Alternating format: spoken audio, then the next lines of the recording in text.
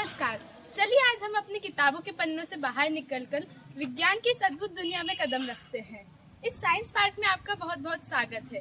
ये आपको सिर्फ पीएम श्री स्कूल जवाहर नवोदय विद्यालय अरनिया कला में ही देखने को मिलेगा। जैसा कि हमारे फिजिक्स मेंटर मिथिलेश सर हमेशा कहते हैं, विज्ञान कोई रटने की चीज नहीं है, ये अनुभव करने की चीज है। यहाँ पे आपको हर उपकरण एक चलता फिरता चमत्कार है जो आपसे कुछ कहना चाह रहा है।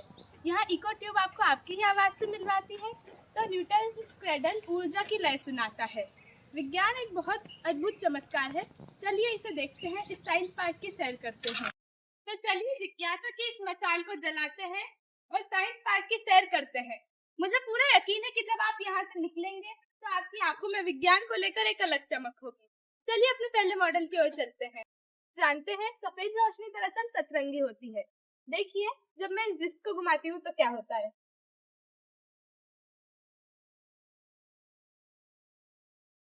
क्या आपको ये सफेद रंग की दिखी? दरअसल जब मैंने इसे तेजी से घुमाया तो सातों रंग आपस में मिक्स होकर सफेद रंग बनाते हैं। न्यूटन ने यही बताया था। इंद्रधनुष भी इसी प्रिंसिपल पर काम करता है। क्या आपने कभी सोचा हम एक दूसरे से इतने अलग क्यों दिखते हैं? इसका राज इस घुमावदार सीढ़ी में छुपा हुआ है। हम यही तय करता है कि हमारे बालों का रंग क्या होगा, आंखों का रंग क्या होगा या हम कैसे दिखेंगे। ये डीएनए स्ट्रक्चर है। ये हर जीवित प्राणी की कोशिकाओं के अंदर पाया जाता है। मैं आपको एक रोचक तथ्य बताऊं, अगर हम एक इंसानी शरीर के सारे डीएनए को खोल दें तो ये सूरज से पृथ्वी तक 7 बार जा सकते हैं। इंटरेस्टिंग है ना? क्या आपने कभी सोचा है कि हीरा इतना कठोर क्यों होता है या फिर नमक इतनी आसानी से क्यों टूट जाता है? इसका राज इस मॉडल में छुपा हुआ है। ये ये क्रिस्टल संरचना यानी क्रिस्टल स्ट्रक्चर है। इसका राज छुपा हुआ है कि उनके परमाणुओं की सजावट किस प्रकार की है। जब आप इस मॉडल में देखेंगे कि ये जो परमाणु है ये एक सुंदर ज्योमेट्री पैटर्न में सजे हुए हैं। कुदरत की यह इंजीनियरिंग वाकई बेमिसाल है ना? यही तय करता है कि कोई सा तत्व कैसा होगा। चलिए अब दूसरे अजूबे की ओर चलते हैं। यह हमारा अगला मॉडल है प्लैंक्स लॉ। कोई चीज गर्म होती है तो वो चमकने क्यों लगती है? मैक्स प्लैंक ने हमें बताया कि जो ऊर्जा है वो बहती नदी के रूप में नहीं है, वो छोटे छोटे पैकेटों में चलती है जिन्हें क्वांटा कहते हैं। E=hnu। इस सिद्धांत ने, इस छोटे से सूत्र ने आधुनिक भौतिकी की नींव रखी है। इसमें आप देखेंगे कि जो काला रंग है वो सबसे ज्यादा गर्म होगा, पर जो हल्के रंग है जैसे कि सफेद वो इतने गर्म नहीं होंगे, क्योंकि अलग अलग रंग की हीट एब्जॉर्ब करने की क्षमता अलग अलग होती है। यही प्लैंक्स लॉ है। प्लैंक ये कोई खिलौना नहीं है, दरअसल ये ऊर्जा संरक्षण का जीता जागता उदाहरण है। इसमें जब मैं एक गेंद को छोड़ती हूँ तो उसकी ऊर्जा बीच की गेंदों से होते हुए आखिरी वाली में जाती है और वो भी ऊपर उठती है। ये बताता है कि ऊर्जा कभी खत्म नहीं होती, ना ही बनती है, वो सिर्फ अपना रूप परिवर्तित करती है। देखिए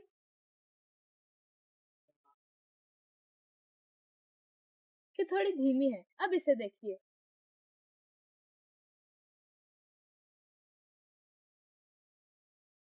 क्या आपको ये तोता पिंजरे के अंदर दिखा? क्यों? क्योंकि इसी को परसिस्टेंस ऑफ विजन कहते हैं।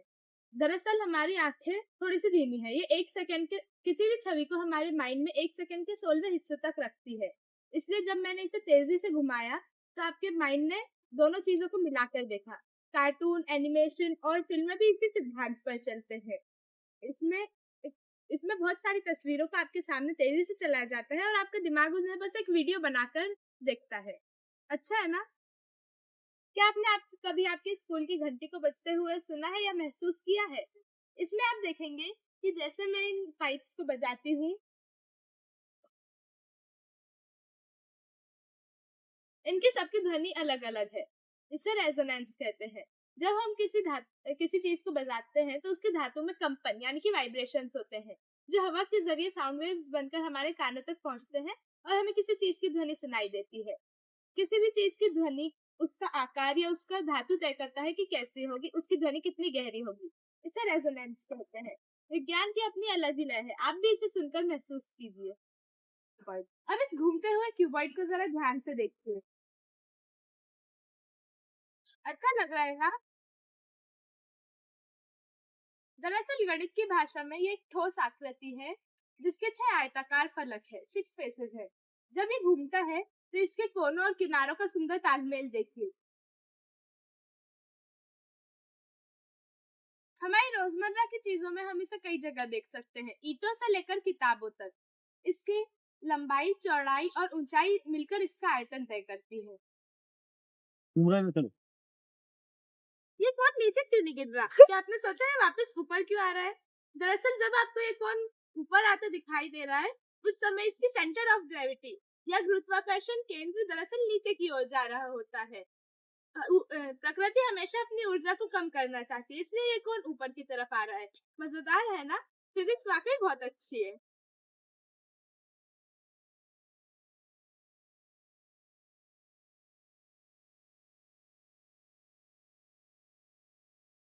तुम्हारी क्यों था? क्योंकि इसका फलक्रम इसके पास है, पर उसका ज्यादा दूर है। कभी शांत पानी में पत्थर फेंका है? क्या होता है? पानी के कण वही रहते हैं, पर ऊर्जा आगे जाती है। यही वेव है। इसे देखिए, जब मैं यहाँ पर डिस्टरबेंस करती हूँ, तो पूरी ऊर्जा ऊपर जाती है। कुछ वेव्स आगे पीछे चलती है, जिन्हें लॉन्गिट्यूडनल वेव्स कहते हैं, और कुछ वेव्स ऊपर नीचे, जिन्हें ट्रांसवर्स वेव्स कहते हैं। पूरी दुनिया इन्हीं लहरों पर ही तो नाच रही है। ज्योमेट्रिकल फिगर्स, पर उससे पहले आप अपने आसपास की पूरी दुनिया को देखिए। हर चीज आकृतियों से बनी हुई है। इसमें कुछ आकृतियों के नाम लिखे हैं, मैं इनमें से कुछ बताती हूँ। जैसे कि हेक्सागोन, ये मधुमक्खियों का पसंदीदा होता है क्योंकि इसमें जगह बर्बाद नहीं होती। ट्रायंगल, ये सबसे मजबूत होता है। क्यों? क्योंकि पुल बनाने में इसका इस्तेमाल होता है। सर्कल, ये सर्कल यानी वृत्त, ये अनंत का प्रतीक होता है। चलिए अब कुछ मॉडल देख के इन्हें समझते हैं। जब आप इन आकृतियों को गौर से देखेंगे तो आपको इन सब में गणितीय तर्क नजर आएगा। ये देखिए कोन्स, आप इसे नॉर्मल लाइफ में हर जगह देख सकते हैं। हेक्सागोन, हमारे 6 साइड्स वाला एक आकृति। चलिए अब अगले मॉडल इंक्लाइन प्लेन की तरफ चलते हैं। क्या आपको कभी भार उठाने में दिक्कत आई है? सीढ़ी से ये ले जाने में काफी मुश्किल होता है, पर इंक्लाइन प्लेन या ढलान की मदद से आप इसे आसानी से ले जा सकते हैं। बस दूरी बढ़ाइए और देखिए आपकी मेहनत कितनी कम हो जाती है।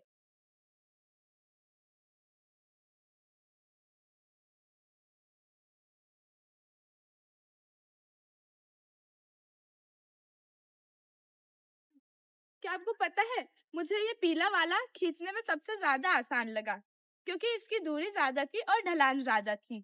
आपके स्कूल के रैंप से लेकर पहाड़ों की घुमावदार सड़कें, सब इसी आसान मशीन का एक हिस्सा है। आखिर ये पूरी दुनिया किस चीज से बनी हुई है? इस चार्ट में ब्रह्मांड के सारे मसाले छिपे हुए हैं, हाइड्रोजन से लेकर यूरेनियम तक। ये 118 तत्व ही हर चीज को बनाते हैं। आपका खून लोहे से बना हुआ है और आपकी सांस ऑक्सीजन से। इस चार्ट के द्वारा ही पता चलता है कि कौन सा तत्व किसके साथ दोस्ती करेगा और कौन सा अकेले रहेगा। ये चार्ट पूरी केमिस्ट्री का एक यह इको ट्यूब।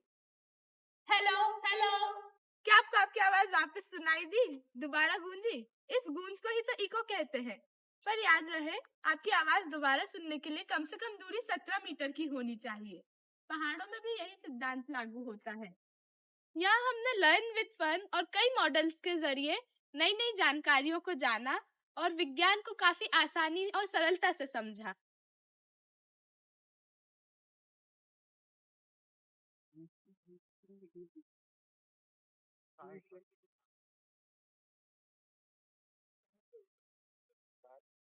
तो ये था हमारे जवाहर नवोदय विद्यालय अरनिया कला का साइंस पार्क।